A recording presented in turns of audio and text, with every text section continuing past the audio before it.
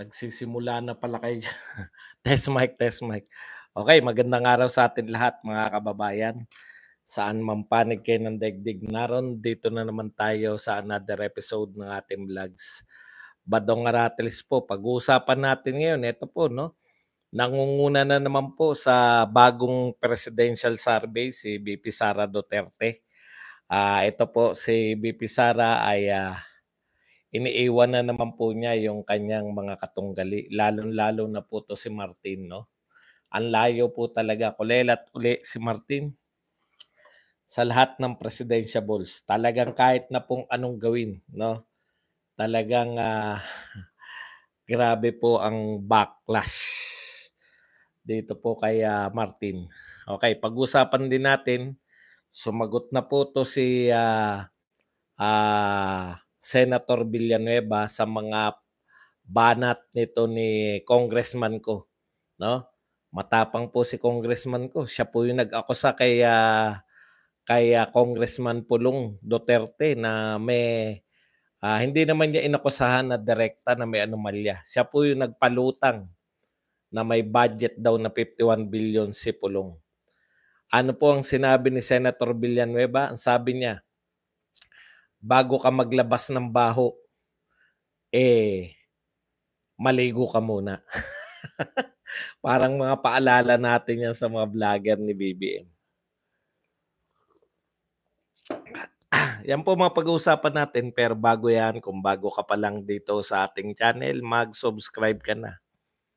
Dahil ito lang ang tayong channel na may kinikilingan, may pinapanigan, una sa balita, huli sa impormasyon, kaya ano pang hinihintay nyo? Pindot na. Okay, pag-usapan po natin, no?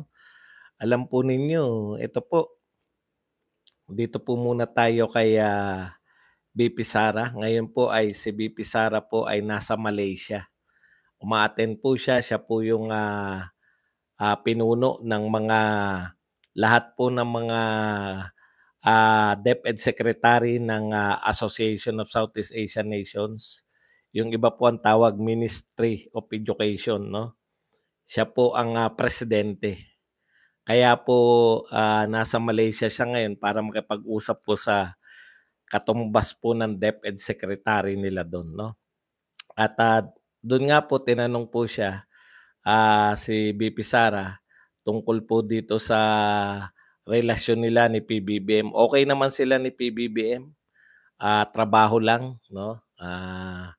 Yun po yung sagot niya na parang pareho sila nagtatrabaho, pareho sila masipag, pero pagdating po kay First Lady, syempre alam niyo naman mga reporter, gusto makasagap ng mga ng mga scoop. So tinanong po sila kung kumusta sila ni First Lady. Syempre, kay VP Sara Duterte po no comment. Alam niyo na 'yung pag no comment, 'di ba? Sa isang maginoo, no? Kung wala kang magandang sasabihin, no comment na lang.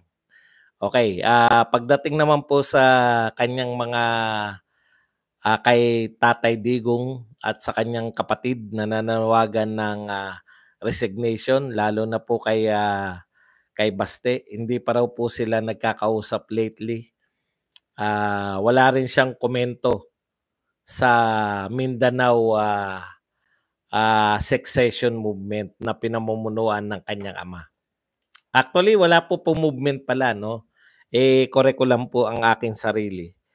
Ito po ay idea pa lang, no? Idea. At tama po yun, nagsasalita po yung against at for yung mga taga Mindanao. Kasi po purely ito saping Mindanao, no? Kaya dapat sila-sila lang po yan. Okay? Parang ano po yan, parang yung sa Taiwan. Hindi po pwedeng, di ba? Siyempre, kanya-kanya pong gimmick. Kanya-kanya po silang dapat po magpapasya dyan yung mga taga Mindanao mismo. Okay. Napakasarap ng kape. Eto nga po, habang binabasa natin yung balita na yan, may lumabas na po to sa Tangere. Actually, ito pong survey na to, survey po to na Manila Bulletin, no? So mahihinuha po natin sa lahat po ng presidential survey na talaga pong si VP Sara Duterte ang nangunguna, no? So para mag-ano lang po tayo, nasaan na ba? Ito po, VP Sara at si Tulfo po ang nangunguna. Ito po yung kanilang mga percentage. Si VP Sara po ay 31.5, si Rapi Tulfo naman po ay 30.8. Ang susunod na po, napakalayo na po ng kasunod nila. 12% si Robredo, 10% si Grace po, 6% naman si Dumagoso, at saka si Amy Marcos 3%, Manny Pacquiao 2%, 1% si Risa Ontiveros, 1% si Singson, at 0.3% si Martin Romualdez. 0.3% po, 0.3.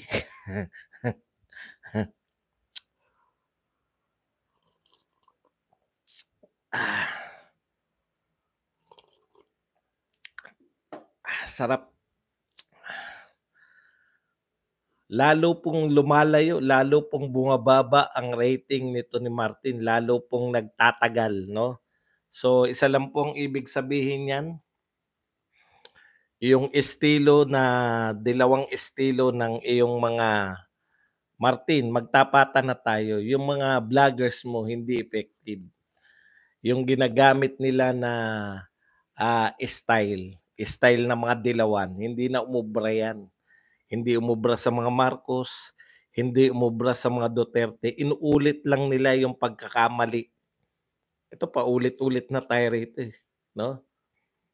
Yung pagbira po sa mga Duterte, nako, wala pong ano yan. Lalo na kung ganyan nyo lang bibirahin, 51 billion.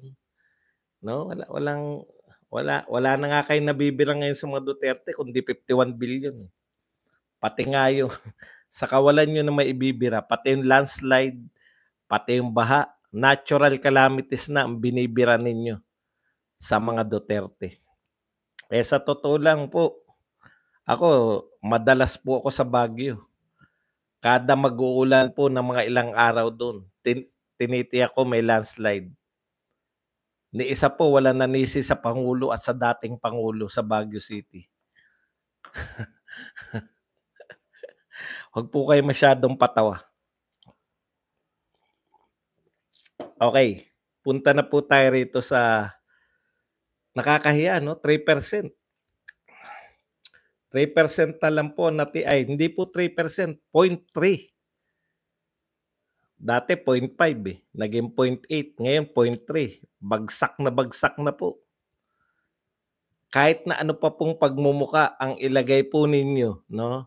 Mr. Speaker, kahit na ano po pong pagmumuka sa lahat ng mga relief goods, ilagay po ninyo yung pagmumukha nyong napakalaki. Wala pong epekto yan kung ang lahat po ng tauhan ninyo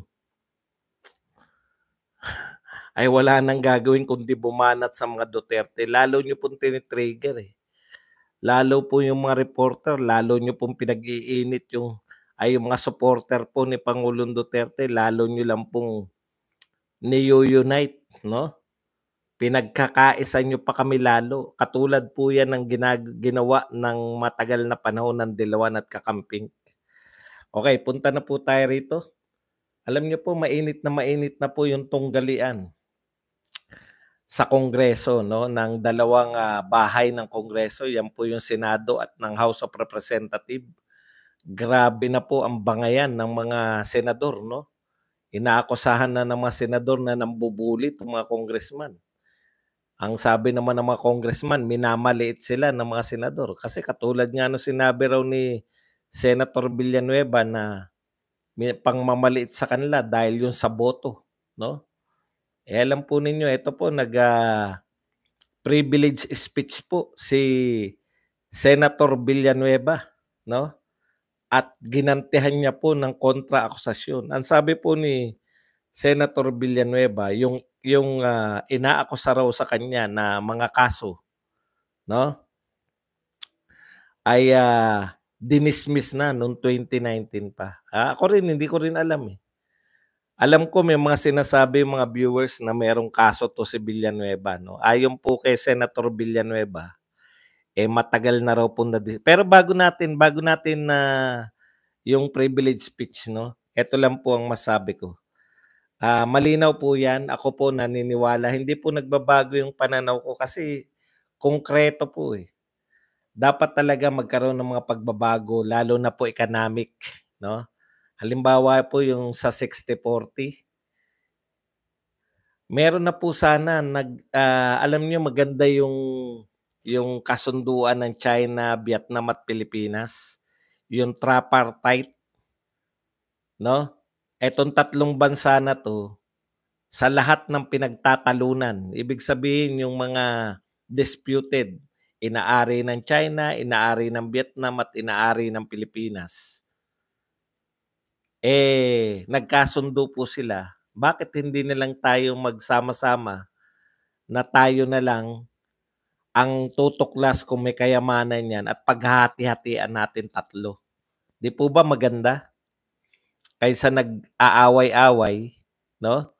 'Yan po 'yun, meron na po niyan, eh, yung Vietnam, Philippines, tsaka China, nagkasundo na. Bibigyan ko lang kayo ng magandang halimbawa kung bakit nakakasagabal 'yang 1987 Constitution. Ngayon po, nung magsisimula na po silang maggalugad, ibig sabihin anumang matutuklasan nila, total hindi tayo makagalaw pare-pareho, eh, dahil pare-pareho nating inaangkin. So tayong tatlong claimant, yung pinakamalalakas na claimant diyan sa lugar na 'yan na tinatawag natin West Philippine Sea, tinatawag nilang kung ano-ano, iba-iba lang tawag. Eh, magkasundo na tayo economically, wala nang meme-ari, hati-hati na lang. Ang ganda po nun, 'di ba?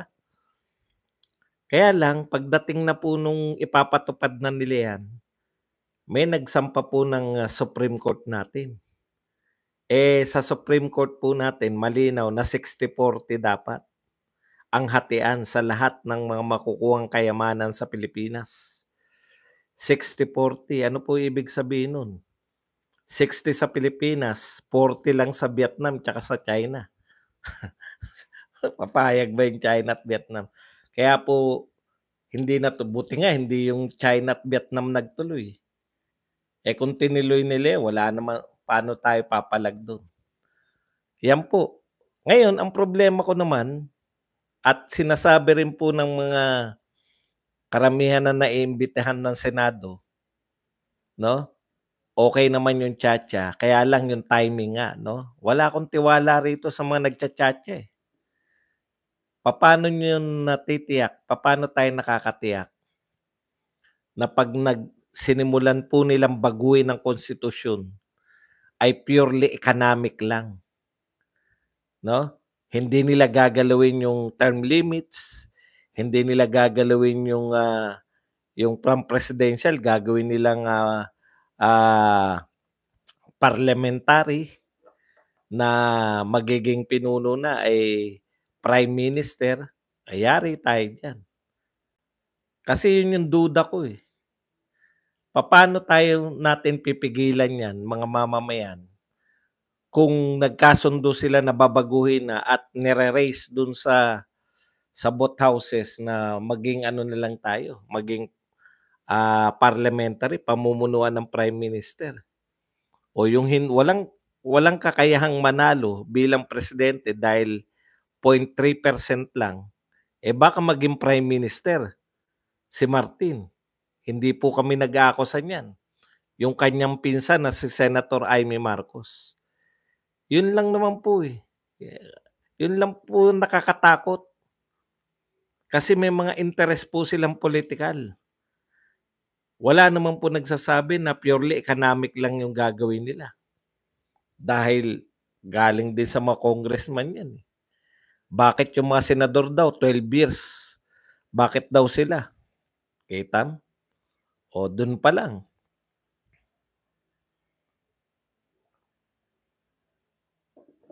Okay, punta po tayo rito kay,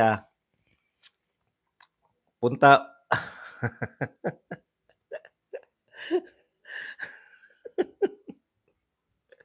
ang aga. Punta po tayo rito sa privilege speech. Eto po si congressman ko, siya po yung nag-akusa na may 51 billion na nakalaan, no? Maganda po yung wordings niya, eh. Actually, hindi niya po inakusa na ninakaw ni Pulong yun. Kaya lang, alam niyo naman, ini-implied lang para nga naman hindi sabihin, bakit sinabi ko ba ninakaw ni Pulong? Ang sinabi niya lang, for the last 3 years, may 51 billion. No? May 51 billion na nakalaan sa distrito ni Pulong. At yan daw po ay kinumpirma ng DPWH. Ayan yung sinabi niya kay Pulong. Ito naman, sinabi niya rito kay Villanueva na may kaso siya. Ayun nga po, pinabubuluanan ni Villanueva. Kaya siya po yan, eh. Tapos, binanata na ni Villanueva itong si congressman ko. Thank you very much kay Melda Sanggalan na nagbigay sa atin ng 10 Canadian dollars na pangkape. Okay.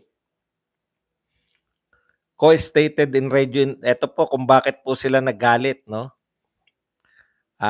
Sila po ay nagalit kay Villanueva dahil sa sinabi ni Villanueva na sino ka? Kaya Dalipe. Natatandaan niyo yun?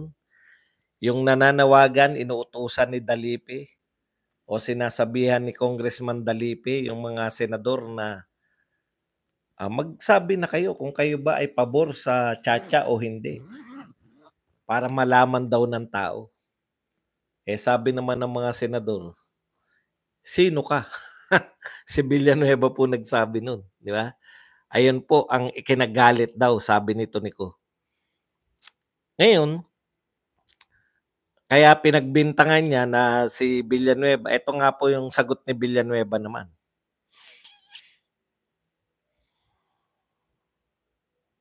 Mr. President, 2019 pa po, dinismiss na po yung kasong ito na ipinaparatang sa atin. Yan, malamang si Ko ang nagpaparatang sa kanya kasi yun yung hindi binanggit dito. Ito po ang sinabi niya kay Ko.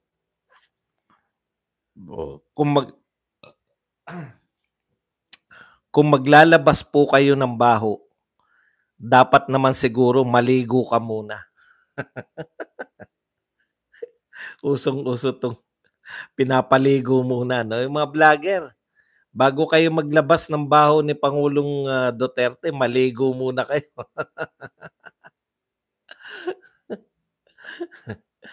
Okay. So na-dismiss na pala ng 2019 pa yung kaso ni Villanueva. Eto naman po ang sinabi ni Villanueva bilang ganti rito kay Ko. Villanueva mentions SunWest Corporation, which according to him is owned by Co and one of the biggest government contractors in the country, is involved in the infamous Parmali scandal. Grabe. Kasama pala to sa SunWest na to sa Parmali scandal. The Department of Education batch laptop deal and is facing tax cases before the BIR. Maraming ipapaliwanag si congressman ko, no? Ito po. Bilang ganti ni Senator Villanueva, inakusahan niya itong si congressman ko na siya ang may-ari ng ano na nga yun?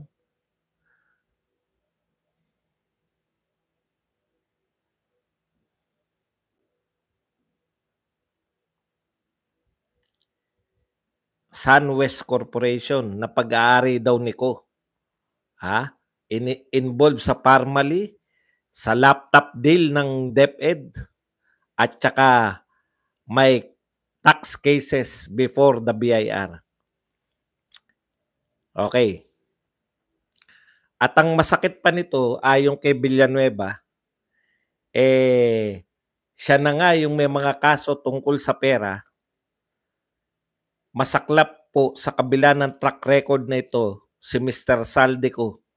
Inappoint po siya ng Kamara de Representantes bilang tagapagbantay ng kaban ng bayan. Antindi. At inihalintulad pa kay Dracula. Parang si Dracula daw na pinagbantay ng blood bank. Inakusahan mong Dracula. May Dracula na nun ah. Sino na nga yun? Si Dugu-Dugugang.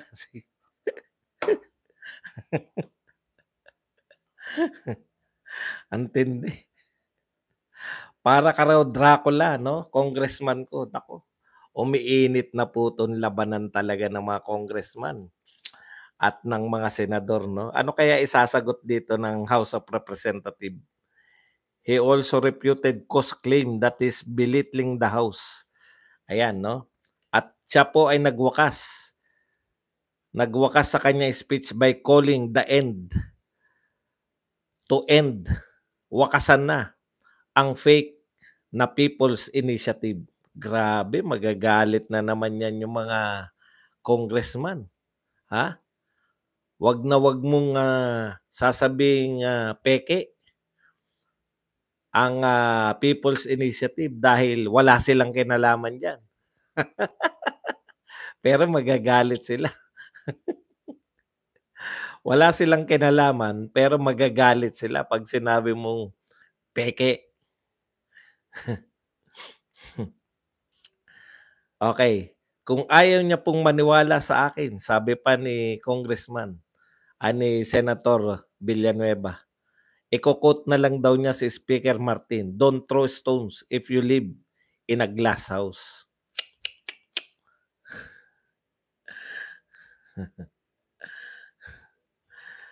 Bakit nawawala ba ako? Sa mga kababayan po natin na nanonood ngayon, kapag nangyari po ang gusto nila, ito po yung no? Pag nangyari daw yung gusto nilang pagbabago sa konstitusyon, mababaliwala ang inyong Senado at mas magiging madali pang magpalit ng konstitusyon kaysa magpalit ng kalye, pangalan ng kalye sa Pilipinas. Grabe. Tinawag na fake ang People's Initiative. Ang tanong, magagalit ba ang mga congressman gayong wala silang kinalaman sa gayong wala silang kinalaman sa People's Initiative? Bakit naman sila magagalit kung wala silang kinalaman, di ba? Okay.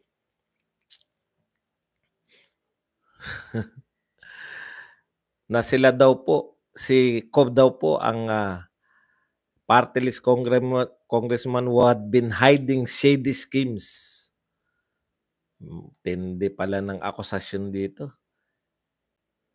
Pinersecute po tayo, pinaratangan, pero tapos na po ang laban noon pa. Na-dismiss na po ang ibinasurang lahat ang gawa-gawang reklamo sa atin. Yan po ang mga pahayag nito ni Senator Joel Villanueva laban dito kay Representative Saldico. Siyempre, abangan po natin yung mga congressman sa kanilang pagbabalik bukas. Okay, sa iba pa pong balita, no? Medyo matitindi rin po itong mga ibang balita. Ngayon pong araw na to, eto po, kalat na kalat po ngayon, tinanggal na po, no? President Marcos names Maria Lourdes Doria Velarde as acting member of the Board of Trustees of Pag-ibig Fund. Velarde replaces Myla Roque, wife of former presidential spokesman Harry Roque, who is now legal counsel of former President Rodrigo Duterte. Okay. So tinanggal na po bilang Board of Trustee Pag-ibig Fund ang asawa ni Harry Roque dahil alam niyo na, no? Sa pagiging malapit kay President. Siyempre, ganun po talaga. Pag presidential appointee ka at wala nang tiwala, ganun po lahat ng appointee. No? Pag nawala na ng trust sa'yo, pwede kang tanggalin anytime. Kaya po ganyan. No? Siyempre, ang di lang nila pwedeng tanggalin anytime, si Vice President Sara Duterte kasi hindi lang presidential appointee yan. Yan po ay inihalal ng mamamayang Pilipino at mas marami pa po ang naghalal sa kanya na mamamayang Pilipino, no? At bago po tayo magtapos, medyo babarahin lang po natin to ng konti itong mga to. Akala mo ba binabagsak namin si VP Sara? Tanga ka. Siya mismo nagpapabagsak sa sarili niya. Bulag ka ba o talagang Duterte ass kisser ka lang? Ayan po ang sabi sa akin na itong isang taga taga ang paniniw may sarili mundo rin pala. Kaya mga dilawan na dilawan po itong mga supporter ni Pangulo Marcos eh. May sarili rin kayong mundo. Ganyan na ganyan yung mga dilawan eh. Ang ibig niyo sabihin, ang tawag niyo kay Sara Duterte ay bumabagsak? Pinapabagsak niya yung sarili niya? Ano ba ibig niyo sabihin ng bagsak? Pagka ba number 1 ka? Pag ba number 1 sa inyo, bagsak ang ibig sabihin nun? Si congressman ko po ang inakusahan na Dracula. Tanong ko sa inyong mga BBM supporters, pagka ba number 1 ka sa most trusted at number 1 ka rin sa best performing, number 1 ka rin sa presidential survey, pagka ba consistent ka number 1, bagsak ang tawag nyo? Si Sara Duterte daw ang nagpapabagsak sa kanyang sarili. Hindi daw sila. Kahit naman gustuhin yung ibagsak si Sara Duterte, hindi, wala naman kayong kakayahan eh. Ang gawin nyo na lang, kaysa pabagsakin nyo si Sara Duterte, ilapit nyo na lang yung si Martin sa survey. Napakalayo eh. 31 point something. Yung isa, 0.3 lang. Na hindi umaabot sa 1 point eh. Kaya, okay, basa tayo muna rito sa Facebook ng konti bago tayo magbasa sa